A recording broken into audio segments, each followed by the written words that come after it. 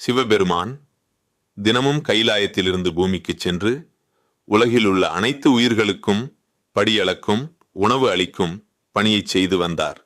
ஈசன் உண்மையில் எல்லா உயிர்களுக்கும் படியளக்கிறாரா என்ற சந்தேகம் அன்னை பார்வதிக்கு ஏற்பட்டது. இதை சோதிக்க எண்ணிய பார்வதி பிரம்மாவிடம் ஒரு சிறிய சிமிழை செய்து தரச் சொன்னார். அதில் ஒரு எறும்பை பிடித்து போட்டு எங்கும் வெளியேற முடியாதபடி தனது சேலையில் இறுக்கமாக கட்டி வைத்துக் கொண்டார். அன்று மாலை படியளந்து விட்டு திரும்பிய சிவனிடம், நீங்கள் இன்று எல்லா உயிர்களுக்கும் படியளக்கவில்லை, ஒரு ஜீவன் இன்று பட்டினியாக இருக்கிறது என்று பார்வதி கூறினார்.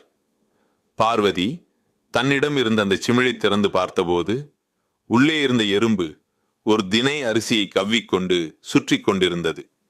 இதை கண்டு பார்வதி வியப்படைந்தார். அறைக்குள்ளே இருந்தாலும் அரணறியா மாயம் உண்டோ, சிமிழுக்குள்ளே இருந்தாலும் சிவனறியா மாயம் உண்டோ? சிவன் ஆசீர்வாதம் வேண்டுமா? ஓம் நம சிவாய கமெண்ட் பண்ணுங்க.